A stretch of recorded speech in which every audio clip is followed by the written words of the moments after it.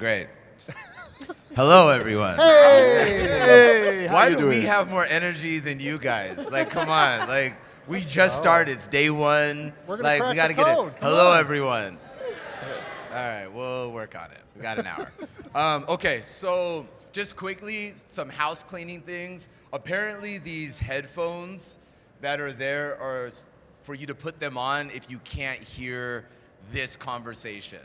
So is that true for you in your experience? Can you hear me? Okay, great. Can you So hear me? yeah, this is pretty cool. So I guess Is that like some ASMR stuff? I don't know. They just sprung this on me now. Okay, It's pretty cool. So yeah, so if you have headphones and you want to be able to hear more clearly, put those things on. And so ideally what I'm going to try to do, and I said it's a try, so it means I'm probably not going to do it, 45 minutes of a conversation, and I want to do 15 minutes of Q&As, and then I will just kind of run to you, give you a mic. We'll make the questions very quick so that everybody gets an opportunity to answer unless it's somebody specific, and then we'll get to the next one. I like to try to keep things flowing and having some good energy. Does that work for everybody? Mm-hmm. Yes. Yeah! Okay, gonna be a long hour. It's gonna be great, guys. It's gonna be great. It's gonna be great. All right, so let's get started. So, hello everyone. My name is Denim Richards. Denim Richards. I'm originally grew up in Los Angeles, California. I'm an actor, but in Botswana, and here on the continent, I'm a CEO of a company called Khumo Studios, where we do television and film and programming. In the U.S., I'm an actor. I'm on a television show called Yellowstone, starring alongside Kevin Costner. We've been on for 7 seasons, the #1 show in the world, 16.2 million viewers per episode. We're very excited about that. But more importantly, I'm really, really excited about today's conversation. And today's conversation is, I'm so excited that I forgot the title, Cracking the Code and Understanding the African Market for an International Content. So anytime there's something that says cracking the code, and I'm not gonna spend all my time talking because I want them to talk, I really want there to be something that you guys actually get. Right, oftentimes you go to these panel discussions and there's some like amazing title, right? The quickest way to get a win, and then we sit here for an hour and we don't know how to win, right? So I'm gonna hold our panelists' feet to the fire and really give them and force them to tell us something that really does crack a code for something, right? And then hopefully when we kick it to you guys in the audience, you guys might have something a little bit more pointed, whether it's for them or whether it's for me. I don't know why you'd want to talk to me because I don't know anything, that's why I'm talking to them. But anyway, so let's just get this started. So the African market, it's a phenomenal market, which is why all of these major players are actually here. And over the course of the last decade or two, more eyes are starting to focus on the content and on the continent. Africa is the youngest continent in the world, right? With the average age being 30 and younger, right? Which is phenomenal because that's a massive market. Most people now have cell phones and data, so there's a lot of these different opportunities to be able to access content, which makes it very, very interesting for other content creators around the world. So this is part of the things I really want to talk about, and I want us to talk about how each one of these individuals are working individually in their companies, but also working and having partnerships with these other players, some of which are here today, on really driving the narrative for Africa. So I'm going to let all of them introduce themselves, because I always feel like you introduce yourself much better than somebody else does it, and then I also don't want to say something that maybe misrepresents whatever that they're saying. So I'm going to start on the end, and then we'll go this way, that end, That took you by surprise. and then we'll come this way, and we'll start with the first question. Hi everyone, my name is Damola Ademola. I head up a production company in Lagos, Nigeria called Inkblot Productions. What else do I have to say? For those of you who went at the Nollywood night last night, I won't go into my backstory, but essentially, we're one of the biggest production houses out of Lagos. We presently are about to release our 24th movie into the Nigerian cinema space. We've done YA TV series with Netflix, and we have an output deal, first of its kind, with Amazon. And yeah, that's us for now. Hi everyone, my name is, can you hear me? Can they hear me in the Yeah. back there? Yeah. You guys can hear? Good? Okay, Yeah. great. My name is Delon Bakker. I'm from a company called Mannequin. I also sit on the exco of the IPO, which is the producers Guild Organization of South Africa. We've been around for about 15, 16 years. Our company is a little bit different to a lot of local companies in that we produce content out of South Africa for the international market. And what we mean by that is, we put big, talented names in our shows. And we've produced, not production service, produced movies like Megan Fox. We've got a Josh Duhamel, Trevor Noah, Rebecca Ramin. So we really package product that can be obviously consumed locally, and it can also be exported to various markets. And the good thing about that is that you're able to work in much bigger budgets than if you were just producing content for a local audience. That's the quick summary. Thanks. Okay. Hi, I'm Louise. Am I on? Yeah. I'm from EarCandy Dubbing. We are essentially in the business of language and culture, which is something that we're extremely passionate about, as well as this continent. And what we enable content creators and movie makers to do is to either connect content to the continent, as well as enable filmmakers from across sub-Saharan Africa get their content and stories off the continent to a global audience. So it's a really exciting space to be in. Nice. Hi everyone, good morning. My name is Esse Akwawa. It's a mouthful. Yes, I'm the head of productions for Accelerate Studios. Accelerate Studios is under the group Accelerate Group that also houses Accelerate Agency and Accelerate Plus. Accelerate Plus is the SVOD platform of the group where we license African content. We pride ourselves to be the only place where you can watch Africa anywhere in the world.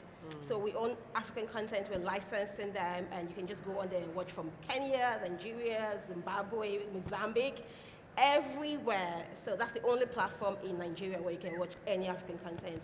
And for the studios, we work on co-productions, originals, and we also shoot TV commercials and the rest. I don't know if you were here, if you were at the Nollywood Night last night, one of our very famous show, Visa on Arrival, that's doing so well in Nigeria currently was, we played some of the episodes there, and basically what we do in Accelerate is to spread the African story, tell it as it is, and tell socially conscious stories that can sort of like relate, that's relatable to the African audience in general, and is exportable, to the West.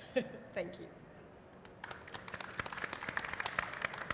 Hi, good morning. My name is Brian Nitzkin. I work for Myriad Pictures as the Senior Vice President of Business Affairs and Development. And I hold a similar position for a Toronto-based film and production company called Photon Films. And I live and work out of Los Angeles, and so for a large part of this conversation, I will represent the out of Africa perspective of the international marketplace. Myriad Pictures is an international sales company, production company, and finance company that represents over 300 independent feature films. They've been around for 20 plus years.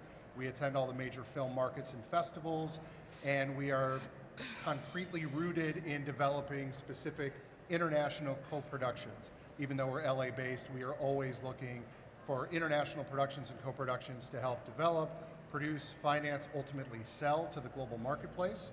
So very excited to be here to talk to all of you. Thank you. Okay, so now that we kind of took care of that, so I guess I'll just start with you. Sure. So as one of the ones that are representing kind of outside of Africa, number one, what got you guys interested in wanting to start to penetrate the African market? What does that look like for you guys? And something that I read on your website, that's why I have my phone. I'm not playing Tetris, but I keep my notes on my phone. One of the things that you guys had said was that part of your evolving the overall strategy is to focus on more commercial titles and bigger budgets, right? Good. That sounds good. And I'm wondering for you guys, is that something that you're also looking to do here on the continent with kind of co-collaborations and things of that nature? And if so, what does that look like? But firstly, how did you guys want to even get into the African market, and what did you see? Sure. So, fair warning, this is the unglamorous part of filmmaking, what I'm about to talk about. But a lot of our decision-making process at Myriad has to do with how the various puzzle pieces come together in putting together either an independent feature film or a television series. So unfortunately, it's not just about, it's a really great story that deserves to be told. That's part of it, and a very significant part of it, but it's also about what is the budget, how is the financing coming together, and this is where it dovetails into international co-productions. We've kind of got our start into this through our affiliation with our Canadian company, which was a natural progression, and their system is very similar to a lot of systems that are kind of popping up. Germany, Australia, they all kind of operate under a very similar structure. And so that led us into working with other co-production territories. And essentially what that means is keeping an eye on what the incentive programs are territory by territory, even state by state in some respects with the US. But to be clear, it's not just about that magic number, the 35% you're going to get back from your local spend or whatever that ends up being for your particular territory. It goes a little bit deeper than that into what are the resources available in the region, what is the access to local crews, how can you marry, for instance, a South African production with a Canadian production, how can you make that marriage work, who's responsible for what? Certainly the more territories you add to the equation, the more complicated it could become.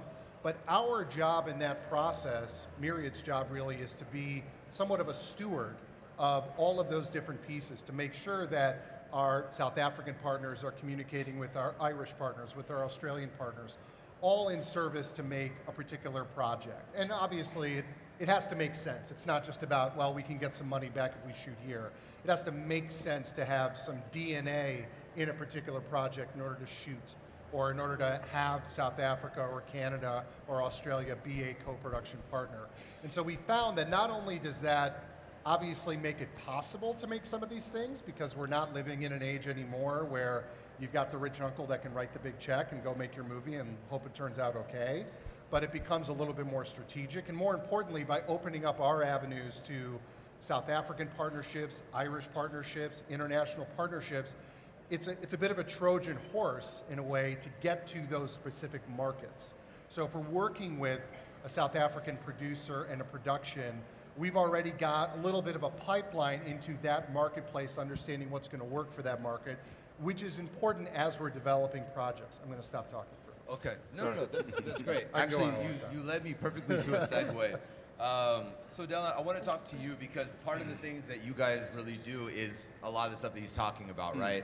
So he talked about like tax rebates and things of that nature, and part of the things that's on your guys' website as well. The reason why I'm only reading things on the website, so everyone that is interested, they can just go to the website and get the information, right? So I don't want to like make up things. But you had talked about, or what's on the website is about like a 20% rebates of qualifying South African production expenditures, and then 35% rebates on qualifying South African production expenditures on the first 6 million spend, which is essentially 320,000 USD.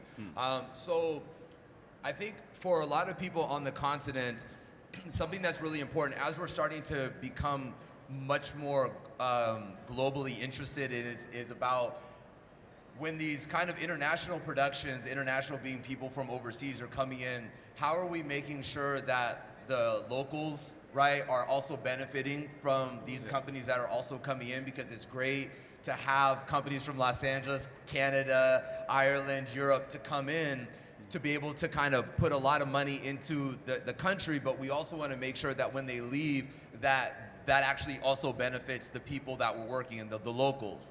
And so for you guys work a lot about incentives, and I know that you also kind of have some things where, you know, at a certain rate, like 50% of the people need to be employed, right? So can you talk a little bit about that as well?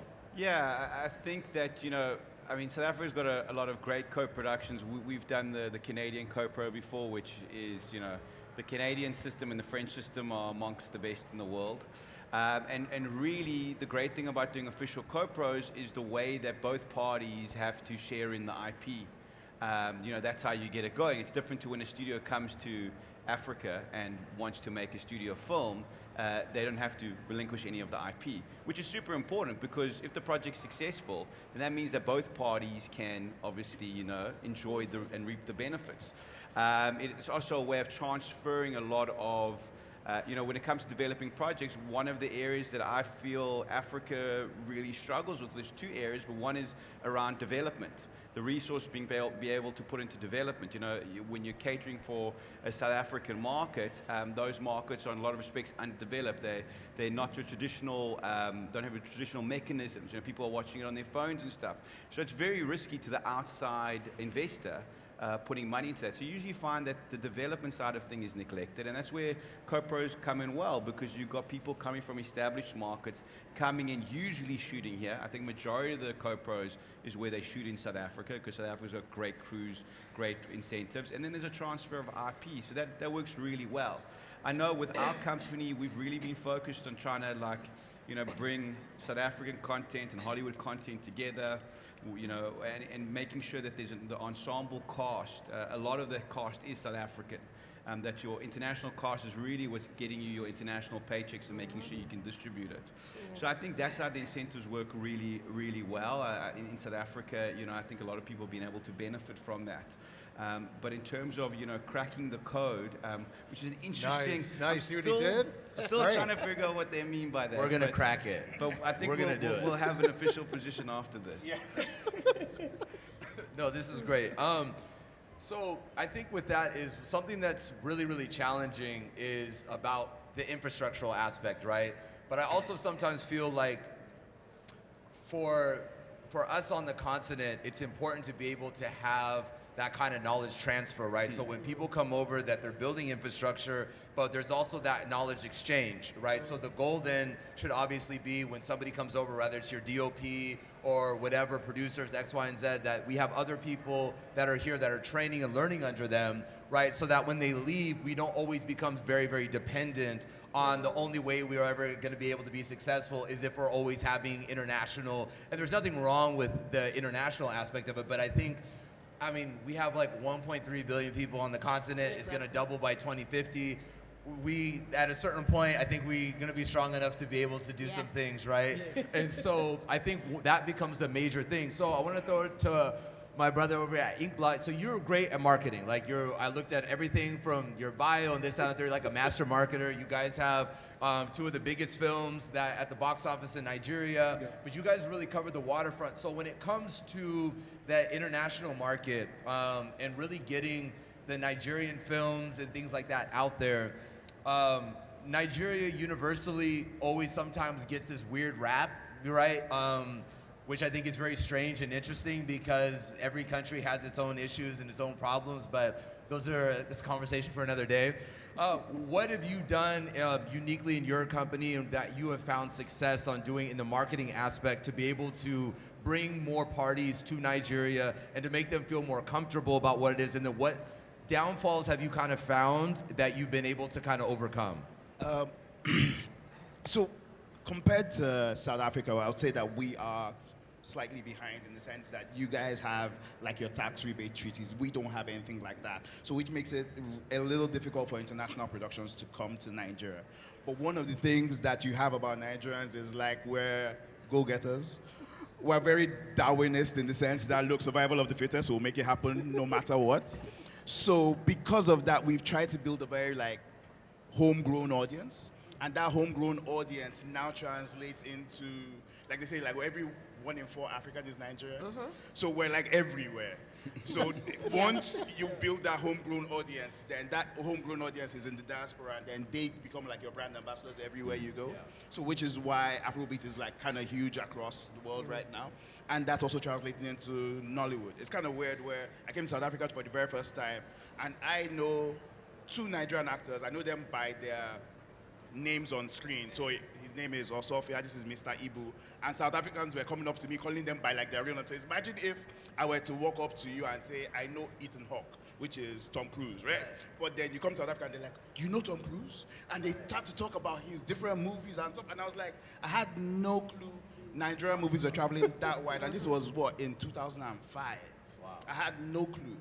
But right about now, thanks to the streamers, we're seeing our content move a lot further. Before the Ukrainian war, we would go on Flix Patrol and you would see where Nigerian movies who hit the platforms, where they were peaking in the top 10s of any streaming platform, and we're seeing hotspots in Ukraine, in Brazil, and I was like, well, Brazil is Portuguese, why are they watching our content? Who the hell is watching us in Ukraine? But it started happening that way, so we then basically started figuring out on our end that we should then start to figure out how to not just be a Nigerian production company for Nigerians, but how do we become a Pan-African production company? So because of that, we started working out with Kenyan producers, Kenyan creatives, and then we're trying to like basically go global via that, where you don't just say Inkblot as, oh, you guys are Nigerian, we now want to be Pan-African, and that way we can now take Africa to the world. Yeah, it's like diversifying. But one of the things I do appreciate, you guys can clap. It's okay. It's fine. It's a safe space. It's okay to clap. Yeah, it's a safe space to clap.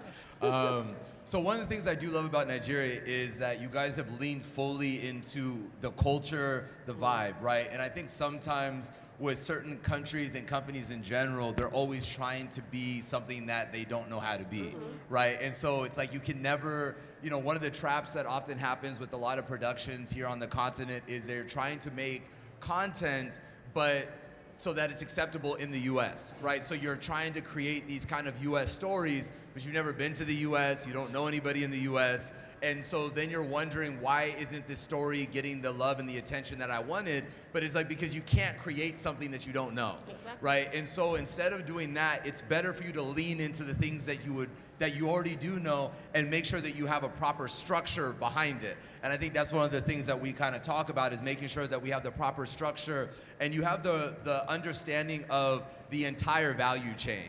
Right? It's so much more than just having an idea and then going out and shooting the idea, right? It's very much a business more than anything. And so I want to kick it to you, because one of the great things about the kind of getting into the cracking of the code, which I believe we are going to do at some point, is also understanding the language. And sometimes for international productions, when they come in and they're saying like, look, we are really, really interested in a company or a country on the continent, but what's the language? Is there going to be a language barrier?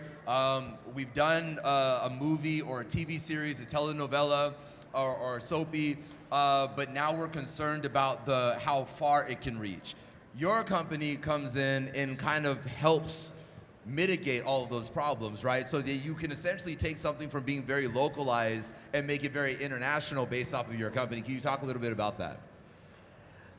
I think that, so the one thing we've always got to understand about the stories that we tell, they're never one language. We are intrinsically a multilingual culture, and in fact, not even one culture. We are 3,000 different cultures. You know, and any African is always going to speak more than one language. So when we're telling these stories, we're telling them, you know, we're going to speak to each other and we're going to use different localisms and languages, and that's how our conversations go. So in order for us to get our stories off the continent, they have to be dubbed. And I think that there's the critical foundation that sits underneath that speaks to what assets you're creating when you are creating your story. And that's been the fundamental problem up until now, is that, you know, distributors will come in and they will want to buy up a whole bunch of stories, and then they sit with a slate and then they suddenly go, ooh, I can only use a tiny percentage of these because, you know, there's no dialogue sheets, there's no M&Es, there's no separates, you know, there's all that kind of stuff, which is the critical part. You speak about the money part of filmmaking. That's the part that we, you know, filmmakers love to be creative and they ignore, and it's a really important part of the process. So once you get that right, that enables a pretty rapid transition to be able to globalize your story. And I think that that's what is really exciting, because we're seeing that more and more. When I got into this business, it was about connecting international content to the continent. So it was a lot of, you know, amazing stories, but they weren't from here. Now what we're seeing is African storytellers, and those stories, they're not African stories. Like, we're Africans, yeah, but our stories are just phenomenal stories, right. And the rest of the world wants to see those. You watch, I'm one of them, yes. Exactly, you know? Right. And so it's about just then enabling us to be able to make it so that other people can off the continent can connect with that and understand it and absorb it in their own way.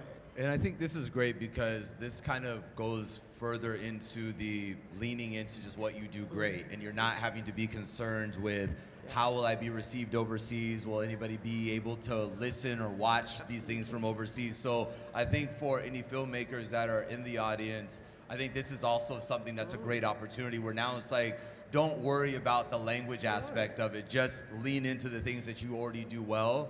And then there's companies now that are already set up that you can work with to be able to handle all of those other things, right? Absolutely. And then you're just taking a big part of that value chain that's usually kind of understated and really being able to put that at the forefront, It's right? ignored a lot of the time here, and I think we've got to come to terms with that, and we have to treat that valuable thing that we are creating and understand that if we can do that, we can take it global.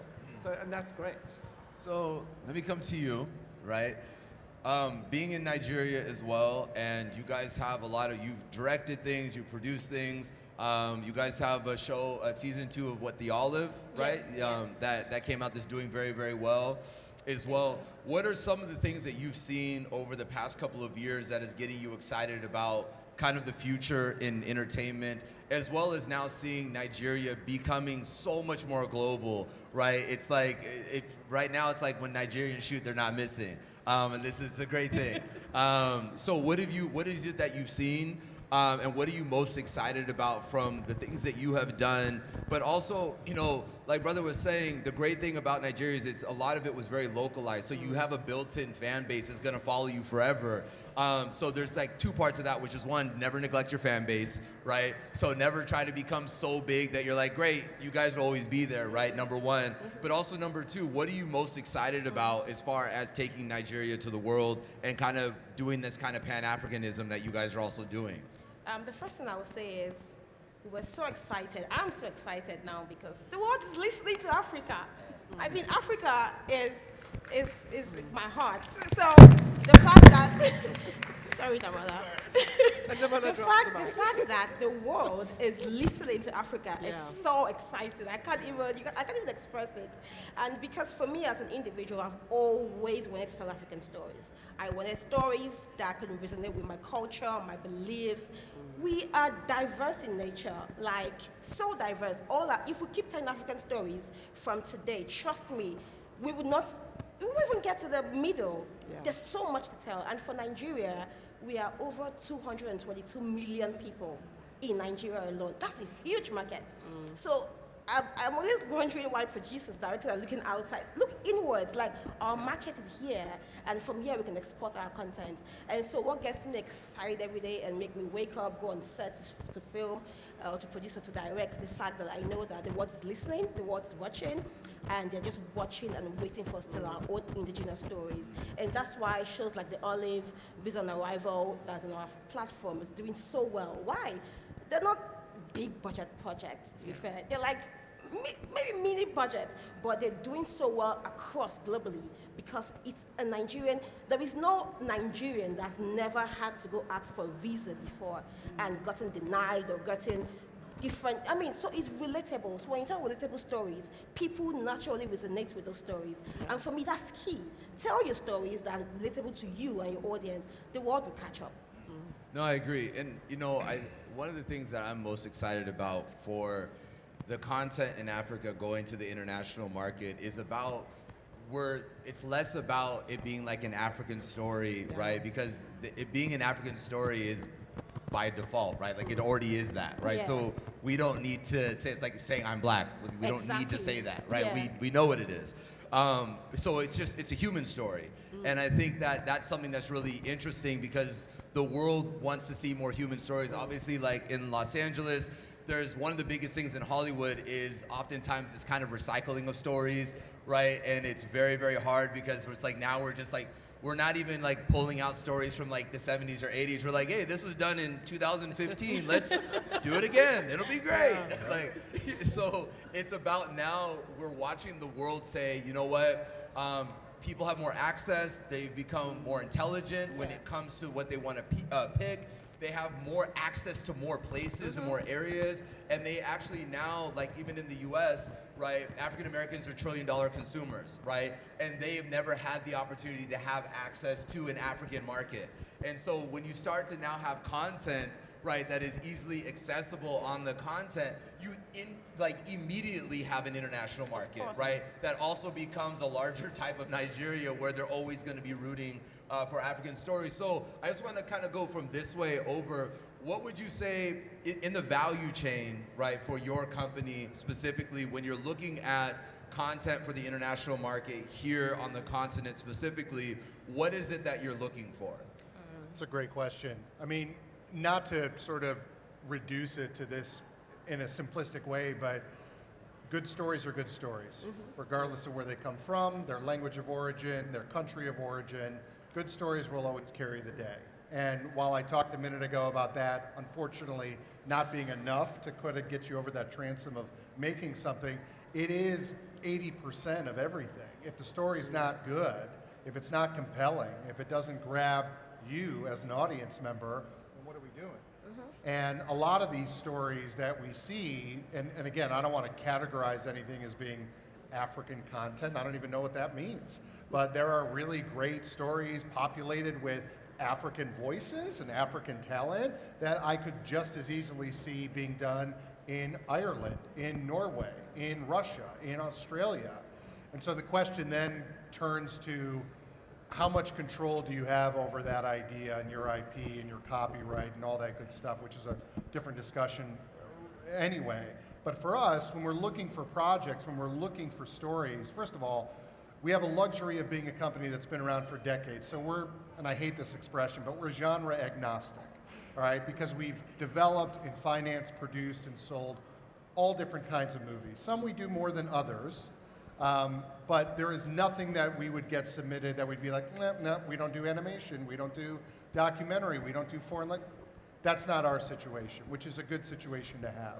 But ultimately, it always begins with the story. What I always tell people is, you know, because you'll get a lot of people just, hey, I got a great idea for a movie and blah, blah, blah, and here's the pitch. And for us, we have to read something. There has to be a screenplay. There has to be a script, something like that. I know a lot of filmmakers spend a lot of time on pitch decks. We could have a separate discussion all about the validity and value of those. Not important for this conversation. But for us, and for me personally, because I used to be a high school teacher, I actually like reading. I hope you're not taping this. Don't publicize that. Not everybody just reads coverage and says, okay, I'm going to move on with this. I actually enjoy reading these scripts and enjoy reading the stories and try to understand what was the author or authors, what were they trying to convey, who is the audience, where are they trying to go with this? And this is important because one of the first questions that we ask people that we're potentially going to be partnering with, whether it's a producer, a director, a writer, or anybody that comes to us with an idea is, what's your goal with this idea? Do you want to get as many eyeballs as possible to see this thing? Do you want to sell this thing so you can make your money back so you can go make the next idea? Do you want to just get this into your local cinema or local platform so you can tell your friends and family, hey, that thing I've been working on for the last 2 years, now you can see it? And the great part is that there's no wrong answers to that question. It's just a matter of how many answers are there. And based upon what those answers are, we as a sales company, as a finance company, as a production company, we can alter our approach to help you achieve those goals. But it always, always, always starts with the story. If the story's not good, if it's not thought out, if it's not complete, if it's not compelling, then there's very little room in which to go with at that point. And also, I want to add something. I think one of the you said something that's very, very important, right? Which is like having an understanding about where you want to take whatever it is that you're proposing. You know, everybody in this room has an idea. They're like, oh, I have something. But you don't know what you want to do with it, right? You can't answer a lot of these questions that are so needed, right? Are you looking to sell it? Are you looking to be able to own the IP? Are you open to a partnership on the IP? These are things that are very, very important. And one of the traps that a lot of people on the concept, but all over the world do this, especially newer filmmakers, is they try to be everything for everyone, right? And it's like, if you go to an artist, it's, you know, I'm a writer, I'm a director, I'm a producer, I'm a this, I'm a chief, I'm a cook, I'm a bottle washer. And I'm like, you can't be all of those things all the time, right? So being able to know exactly what you're looking for will be able to help the other companies be able to, number one, take you more seriously, Yeah. right? But number two, be able to actually not waste your time. Because you may come to a company and they may say, hey, because of based on where we are right now, we're only looking to do this with this type of content, but maybe at another time come back to us and maybe we'll be interested in that. But don't be so afraid of losing out on an opportunity because you now want to try to diversify yourself and be a lot of things, when really you trying to do that might actually ruin your chances of anybody actually taking you seriously. So I just wanted to hit on that as well. Thank you. Okay, what about you? What for you guys, super important in the value chain, things that you've seen and where you feel is going to be even more important in the value chain as we go forward? Personally, for Accelerate Studios, what we've seen over the years is the fact that we are very intentional about the kind of stories we produce, and that's to say that it has to have the human element in it, and this human element comes from the fact that we live in Nigeria. There's a lot of human element stories around us, so it has to have that human element. It also needs to have certain distribution reach, because we also run an export platform that we pride ourselves to be the only ones currently who houses all the African content, not all, but like a majority of African content in one place. So we're a one-stop shop for African content. So it has to be African before anything else. I mean, the stories, the humans, and even the crew. You know, we want to be able to say that we hire the crew where 80%, you know, reside in Africa. They're Africans, you know. So, I mean, it's good to work with international international directors, producers sometimes, but we also pride ourselves to be one of the few companies who take priority in hiring homegrown talent, African talent, you know, be it from behind the scene or in front of the camera, you know, and that was very important. The human story, the human element is key for us. Africans are very, very emotional people. You know, it's easy to get them. It's easy to get Africans to watch your content. Just make sure that it's relatable. I use the word very loosely, relatable. For me, it's easy. Relatability is everything in filmmaking. If I cannot relate to your story, it'll be aspirational to me, but that's it. But if I can relate to it, it stays with me. It's in my subconscious somehow. Yesterday, we screened a film called Adire by Film One Studios, and trust me, everyone in the room felt it. It was so relatable, even to a non-African. But trust me, an African relates to that story way more, because we know what being a spiritually inclined person is, being a Christian is, what is expected of you as a Christian mother, a Christian wife. It's an African thing, you get it? So for me, relatable stories go a long way for us, and that's why it's #1 key factor. Story. Okay, what about you? I just want to say that I think it's even more than African. Like, that story was relatable no matter where you are on the exactly. globe. And I think it's what made it so, I was just blown away. That's Adire, by the way, that she's talking about. Amazing story. Yeah.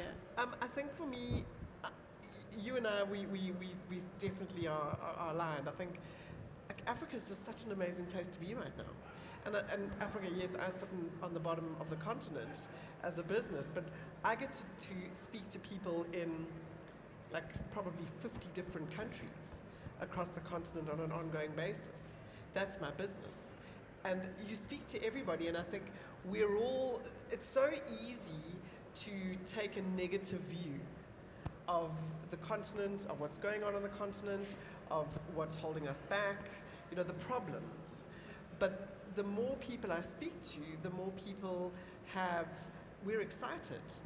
We're not looking to have other people solve our problems. We're looking to work together to find solutions so that we can tell our stories, that we can be commercially viable as a business, you know, from an industry perspective as a whole. So, you know, our role that we play in that as localizers and globalizers of content is, you know, it is a critical place to be. But yeah, I just think like Africa's the best place to be. Why would you want to be anywhere else? No, I mean, I think it's about being able to realize that every place has problems, right? Yes, and absolutely. nobody spends all over the world. Nobody spends the whole time marketing their country's problems all day, right? So I think now we're starting to embrace the fact of like, yeah, there's problems here, but then there's also phenomenally great opportunities. This is what you would call a blue ocean, Yes. right? That's my So yes. you like lean into it being a blue ocean. Yeah. What about you? Yeah, I think everyone's touched on some really good stuff. I think obviously the basis is you have to have a good script. That's it. But I think where a lot of producers make mistakes is knowing where it sits. So, and I find in South Africa, in particularly, we try to do, as the great Mooney and Lee, the casting director, used to say, we try to smarty cast everything. An important part of every story is subculture. You have to dive hard into the subculture. And if it's a Nigerian, film, the visa, that's something you guys deal with. Yes. That's the subculture.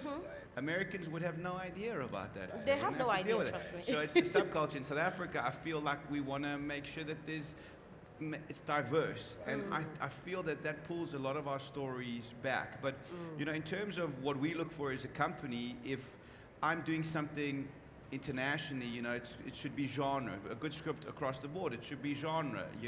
It should have some sort of element that makes it international, i.e., big name cast, or written by, a well-known author like Tutsi, Athol Fugard, known around the world. It seems like a South African story, but a lot of people knew who this playwright was, so that gave it the legs to move overseas. If it's something heavily rooted in subculture, then, the great thing is the streamers. The streamers have given African filmmakers a whole different option now. Because in the past, you had regional distributors that would just distribute for the region. Now, when you produce a show on Netflix or Amazon, you've got people from around the world that have access to it. Yes. And like Squid Games is one of those perfect, I know, used often example. But again, that was made for South Korea. And it was a great story, didn't have anyone we knew, but went and traveled around the world. So if the script is good and it's not a genre film and it's something that's a little risque, I would always say to producers and say, look at the streamers, look at the networks, because that's how you're going to get your product out there. If you're going to take a product, no matter how good the script is, if it has nothing that a sales agent can sell to distributors, it's going to be very difficult. Not impossible, but very, very difficult. So it's about knowing where you can put this content, where you can bring it to life. And I've seen many scripts, amazing scripts, just sit there and not be able to get made because people haven't taken the right approach. And and when a producer understands that, then they know the budget they can make it for, and they know how to get it done at the end of the day. Yeah, and something I think, it goes very, very understated that this is a business, right? So anytime you're talking about the entertainment industry suggests that it is a business, right? That there is a mechanism, that there's like a conveyor belt of the way that things happen. There's quality control, there's, IPOs, there's all of these different elements that you absolutely have to have. And this is one of the things I think is very, very important when we're talking about knowing what you want to do with your script. Something that is good for Disney is probably not going to be good for Amazon, right? Like, so just because you have a script doesn't mean that it's going to be great for everywhere in the world, right? There are certain places, so this is part of doing your research and understanding as well. What does the world want to see right now? So where are we in the world? What's selling? Right, because oftentimes people are like, hey, look it, we like to do a rom-com, right, a romantic comedy, but right now horror movies are the thing. And so you have to also be able to make sure that you're doing, like, for yourself as a business, being your own research and development person and saying, what does the world want right now? What networks want what right now? What are they already oversaturated with? What are they kind of leaning into more? And then be able to tailor make yourself for those types of things. This is what you do as a business, and oftentimes as creatives, as filmmakers and producers, we're always kind of get stuck on the script. To me, having a good story is a prerequisite, no different than being passionate about the entertainment industry is a prerequisite just to be in it. So you have to have a good story, but after that, what's going to give the story legs is the fact that you actually have an idea about where you want to present it. Yeah. And when you have an idea about where you want to present it, you'll be able to answer all the tough questions because they're going to sit there and they're going to expect the story to be good. Yeah. But after the story is good and we acknowledge that, what are we going to do with it? Yeah. Brother, what about you? Okay, so I'm going to steal from everybody else before me and just simply say one of the best things that I've realized about our content is in most cases, we do not have the budgets of the US or Europe, and sometimes we don't even have the technical depth that they do. But one of the things that we've tried to infuse in each and every one of our stories is that our stories have heart. So because of that, you're able to keep people engaged irrespective of the fact that, oh, this doesn't look like what I see from Hollywood. This doesn't sound like what I see from Hollywood. But because it has heart, it is able to hold people and is able to keep people entertained. Yeah. And then also it taps into genre, subcultures and things like that. So that helps on one side. The streamers came along and they gave us international distribution, which was extremely difficult to do before this. And then with dubbing and then with subtitling, it basically made it a situation where my content could sit alongside Squid Game, could sit alongside Extraction, and literally be like, yeah, you can watch that. Yeah. Now, one of the things that helped us out was that we kept trying to build on every single experience that we had. In 2016, Cousin Bailey of TIFF basically came to Nigeria and decided that he wanted to do a spotlight on Africa and basically focused on Nigeria. And at that point, we had made 2 movies that had basically lost us money. And we had made a third that had just lost us money as well. And then he picked that movie and said he was going to showcase it at TIFF. And we were like, okay, great. We had just made a 4th movie. And that movie was going to be shown at TIFF as well. So now this was a production company that had released 3 movies that had bombed. Now we had 2 movies at TIFF. And we were like, we made it. I don't care what, but we made it. Now, it blew our mind later that year, that December, the movie that went to TIFF came out in cinemas and became the highest grossing movie in Nigerian cinema, bar none. Like, if this was the box office, it was 3 times the highest box office before that. And we were like, okay, finally, we made it. Mama, I've made it. I'm not doing this anymore. I'm quitting my other job. I'm facing film. But for us, we kept building on that. After we did Wedding Party, we got licensed by the international streamers, and we were like super excited about that. We then pitched a paragraph to Netflix. We got a YA show made. Off the back of that, we got an Amazon deal. So we kept trying to build on the last success. And I think that that's one thing that we've tried to do as an industry in Nigeria, in the sense that if one person can make it, we all can make it. If one person puts his head through the door, okay, that means he doesn't have 2 heads, which means I can do it too. So we've all tried to do that. But above all else, I think we've tried our best to leverage on South Africa. And honestly speaking, when we started, the film industry in Nigeria used to be a certain way. I remember a TV station called Channel O back in the day. And Channel O would not show Nigerian music videos because they felt they were not good enough. Not good enough. And literally, Nigerians were like, okay, great, no problem. We'll come shoot in South Africa. Yeah. So we came, shot in South Africa, and then we started showing our music videos there. But in coming there, you'd see like one guy show up, and there are like 5 other guys leaning over the director's shoulder. So that's how you do it, right?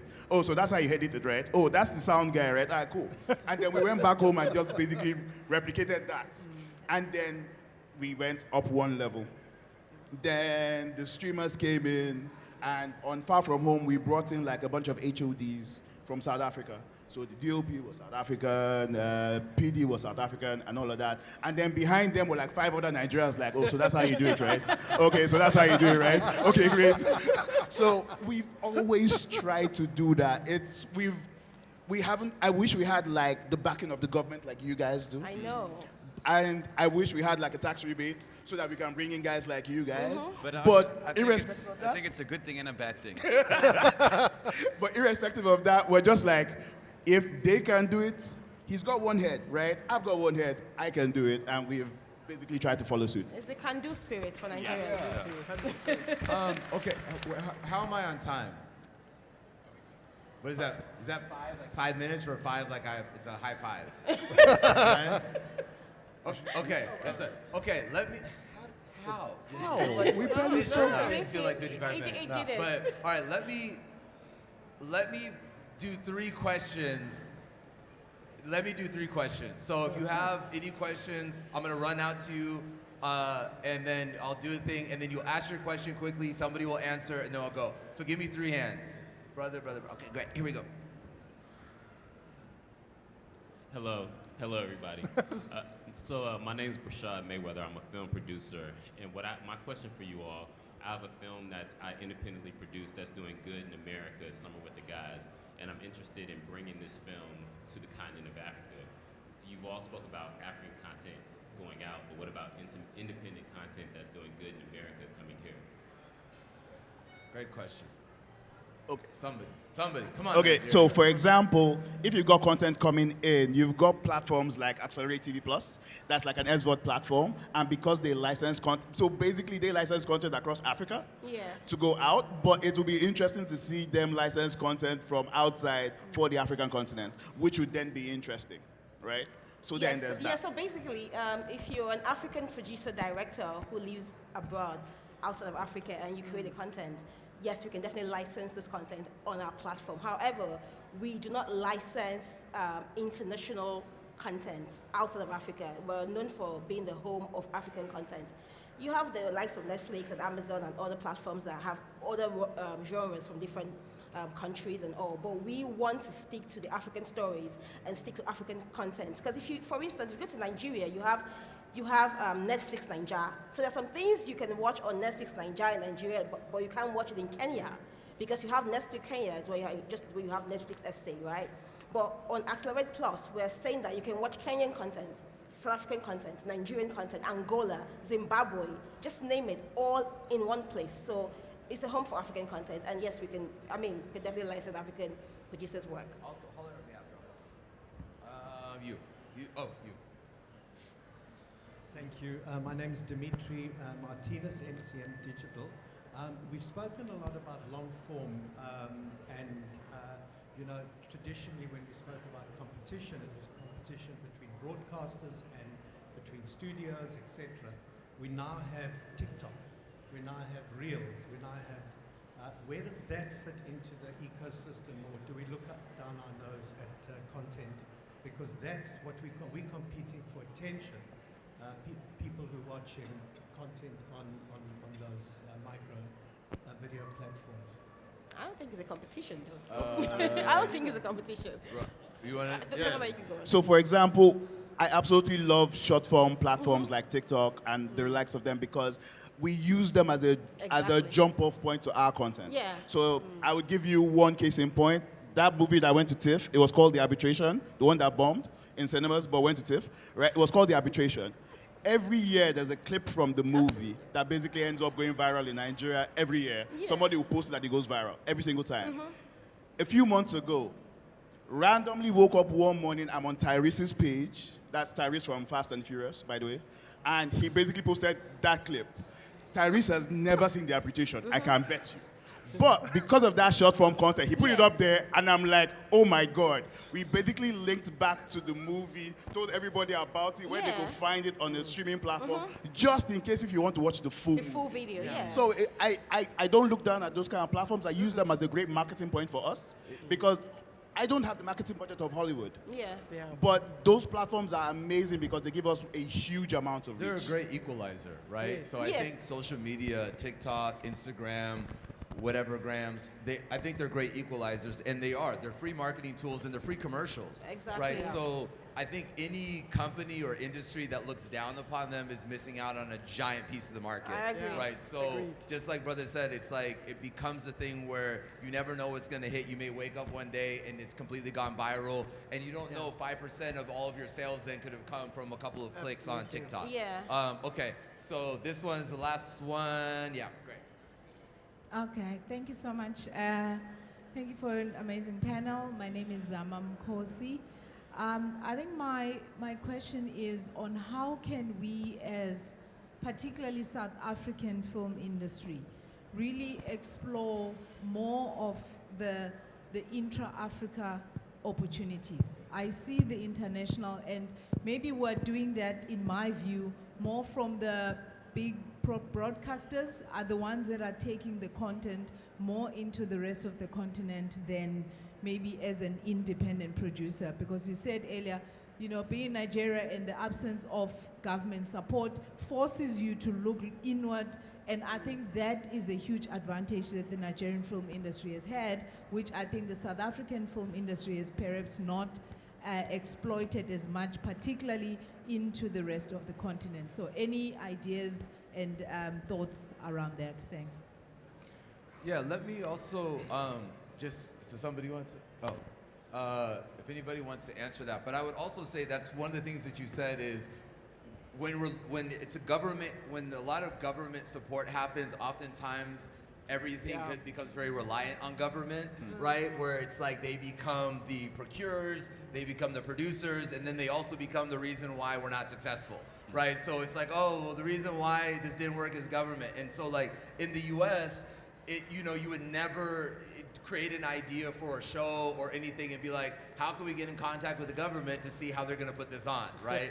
So I think that's part of that becomes getting to even places like this, right? Because now you have access to, I think there's 35 countries that are represented here, right? So being able to get in and also making yourself available to go to these different festivals and things like that that are happening all over the continent, right? There's things that are happening in Nairobi, there's things that are happening all over in Lagos, in Abuja, right? In Zambia and Lusaka. So there's all these international continental-wide festivals that are always happening, but oftentimes and I'm not saying this is you particularly, but I know oftentimes as Africans in general, it's kind of like we want opportunities to just like show up at our door, and we don't want to have to like go out and make ourselves uncomfortable. And I think sometimes it's about putting yourself out there and also financially investing in ourselves to say, you know what, I believe that whatever it is that I have to offer, I believe that there's enough benefit to that, so I'm going to invest in me showing up to these other places. But can I plug one thing? Yeah. Concerning the distribution bit, I would like to talk about a company called Film One Entertainment. Their booth is right over there. Film One basically have been our biggest distributor, and they've distributed so many movies across Africa. Not just from African creators within the continent, but African creators outside of the continent, into the continent, and in diaspora. And so I would say that for what you're talking about, if you would like to talk to them, I think that you guys will have like a very deep and meaningful conversation. Okay, so did everyone enjoy the panel discussion? Did we crack the code? Just a little bit. Okay. No, so give it up for our panelists. You know, they take our time to be out here, and so give it up for them. Come on, guys. Okay, no. So if you guys, anybody else that has, and again, he has a 16-and-a-half-hour flight minimum when he goes back to LA, so I think it's about 24-and-a-half-hour flight. So I think that also means he could be reading a lot of scripts and things of that nature. So I can't watch John Wick the whole time. Can't watch it. There's four, and I can't watch them again. So come and attack him. And if you want to talk to any of our panelists, I'm sure that they would be more than willing to have a conversation or two. Thank you so much, and enjoy the rest of your day. Thank you. Thank you. Thank you. Oh, Thanks, man. Well, Thanks. it was I was really that guy fun. back in the day.